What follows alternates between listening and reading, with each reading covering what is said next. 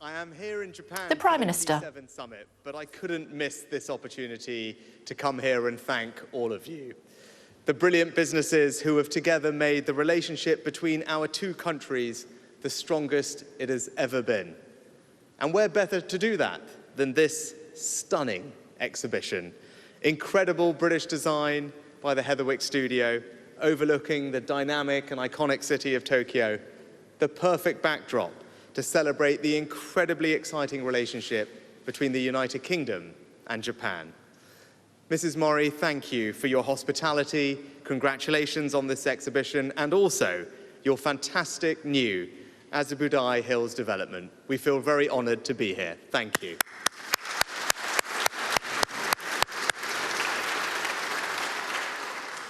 Now, businesses from our two countries have a long, proud history of partnership.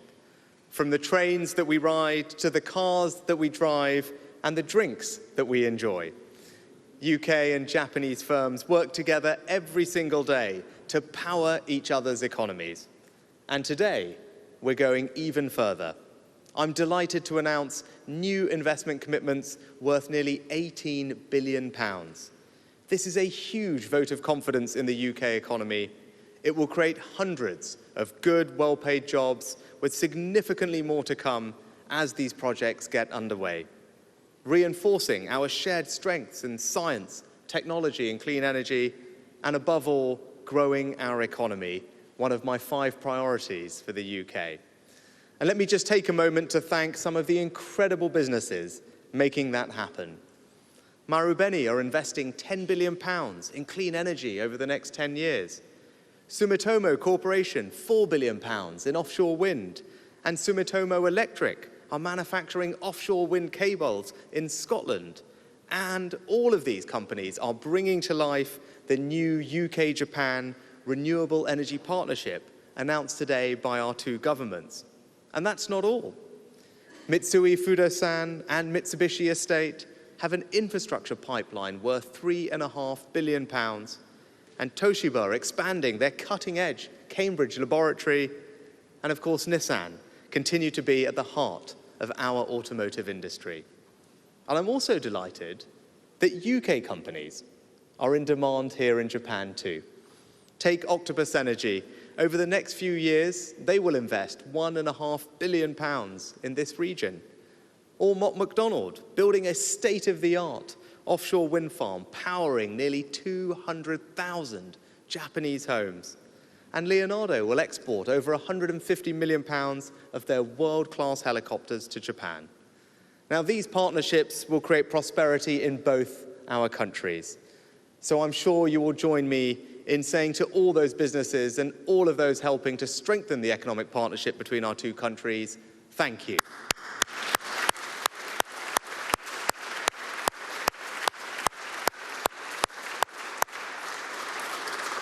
But while I have you all here, I wanted to briefly bang the drum for Britain and give you 3 quick reasons why the United Kingdom is right now one of the most exciting destinations in the world for Japanese businesses. First, our strong, secure trade links. The UK is the only European country to join the CPTPP. That is a huge opportunity. The UK will stand with Japan to uphold the CPTPP's high standards and maximize the benefits for our businesses from this dynamic and fast-growing free trade bloc. And let me personally thank Japan and Minister Goto for your support in our accession.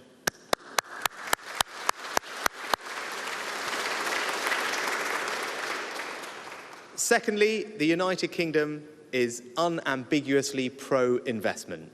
The lowest rate of corporation tax of any G7 country, one of the most generous capital allowances regimes in the OECD, and a smart, agile approach to regulation.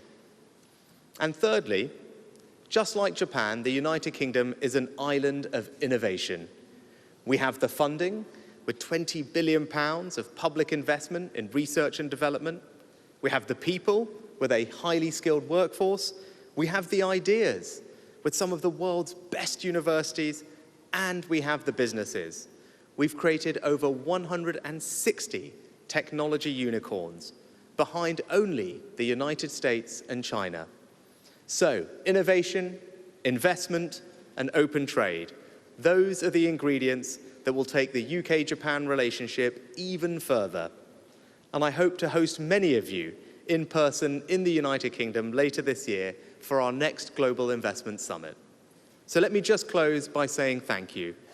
When I look around this room and see so many brilliant businesses, innovators, and entrepreneurs, I feel so proud of what we've achieved, but also so excited about what's still to come.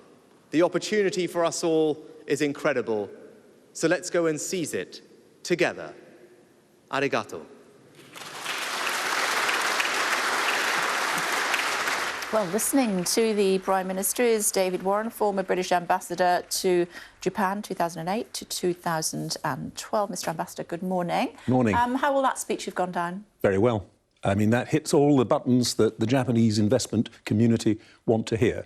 Continued British government support for Japanese investment in the UK, particularly in the areas the Prime Minister concentrated on, for infrastructure, renewables, climate adaptation, and continued government support for the trading relationship, which is important to both parties. I think he was speaking there to an audience of Japanese and British businessmen, and trade and investment is at the heart of the bilateral relationship, and they want to hear the Prime Minister reaffirm that. Looking at the numbers, though, trade's not done that well over the previous few years, going down on every occasion since 2019, according to the latest 2017 latest figures I'm looking at.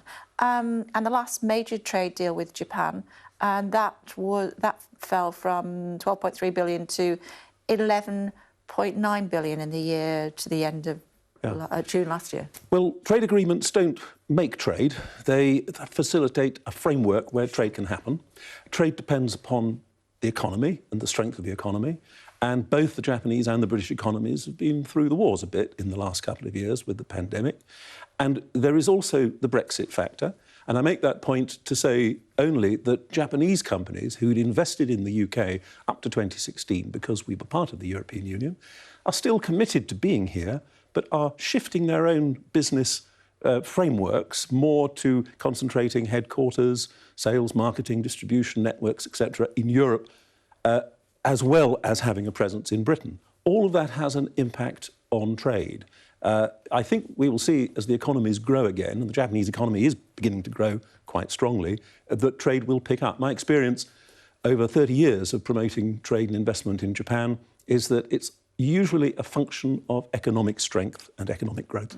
So two thoughts from that. First of all, the fact that there are now two centres, if you will, one in the UK and one in Europe is what you're suggesting, with particularly the car industry. From your experience, your 3 decades, are the ones that are presently in the UK likely to dwindle on the vine? They already have dwindled a little since 2016. I think what the Prime Minister is announcing is a resurgence of investment in certain areas where the British economy is moving ahead fast, particularly on renewables. There's a desire on the part of the Japanese to have as much frictionless trade as possible between Britain and Europe. They made that very clear in 2016 after the referendum. And that, I'm sure, is in the minds of British government ministers, as, for example, they deal with the recent complaints by the car industry about access to batteries. It's interesting that Nissan, of course, which is the company which made the weather in terms of Japanese investment back in 1984, has its own battery production supply chain up in the northeast and was a less prominent part of the car industry's application to the government to renegotiate the Brexit terms. I think Japanese companies are pragmatic. They want to stay in Britain because they know, as the Prime Minister has reaffirmed, that Britain is a very supportive environment for Japanese investment, not just corporation tax, but skills, infrastructure, and so forth. This relationship is very strong, and I think it will stay strong. Japan's economy, I think a technical term, was a basket case for quite a long time. What can we learn from the Japanese to improve our economy? Basket case is far too strong.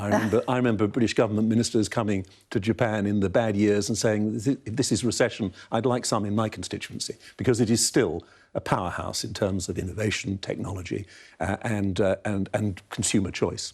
But what can we learn from the Japanese economy? Well, we can learn about the importance of companies run by engineers who have an eye to innovation, about companies run from the perspective of serving a wider range of stakeholders in the community rather than simply concentrating on the bottom line and profits quarter by quarter. There is a longer term emphasis in Japanese business culture, which I think is something we can all learn from. And there's also, I think, a lower level of inequality between those on the top salaries and those on the bottom salaries. Japan, it's a capitalist society, but it's a more equitable capitalist society than many. Talking about the culture, the Prime Minister is going to Hiroshima later on. Of course, people of a certain age will very much remember Hiroshima, even though I believe Kyoto was the original target, if I'm not mistaken. I think they were. There was a talk of them bombing Kyoto, but because of its historic status, I think the American government during the war decided not to, and so they concentrated on Hiroshima, which is quite a contained city, and Nagasaki. Yes. Yeah. Does it still? I suppose my question is: does it still have the same resonance as it did to people of our generation? Yes, it does, massively. I mean, I visited Hiroshima many times over the years. I spent nearly 40 years dealing with Japan, and I was there for a time as a student, a long time ago. You can't go to the Atomic Bomb Museum without being profoundly moved by what happened in Hiroshima. And it carries an enormous resonance in the society, particularly because Japan says to the world, look, we are the one country that has been the victim of atomic attack. It carries resonance with the Prime Minister Kishida because he comes from Hiroshima. Right. So he's going to be majoring on nuclear disarmament as a theme of the conference. To be frank, I don't think he's going to get very far with that because the Americans are not supportive, nor are the Germans. And with the threat of nuclear escalation, however real or unreal it may be in Ukraine, and the potential for Chinese aggression in Taiwan, I don't think this is the time at which people are going to be giving up their nuclear deterrence. But it's going to be a theme of the way in which Kishida runs the G7. Mr. Ambassador, thank you for your expertise. Much appreciated. It's a pleasure. Thank you.